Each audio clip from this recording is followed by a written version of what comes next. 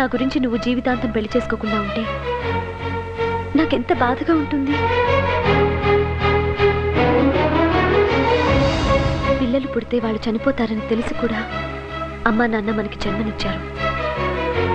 ఎందుకు? మన వంశం పెరిగి పెద్దదవడం కోసం. వాళ్ళ కోరిక తీర్చడం నీ బాధ్యత కాదా?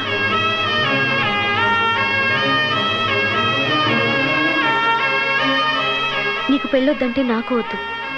జీవితాంతం ఇలా అన్న చెల్లెలుగానే ఉండిపోతాం.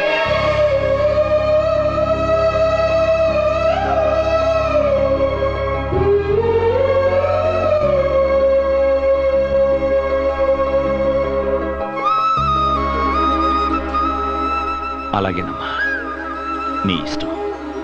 నువ్వే అమ్మాయి మెళ్ళలో తాళి కట్టమంటే ఆ అమ్మాయి మెళ్ళలో తాళి కడతాను. సరేనా?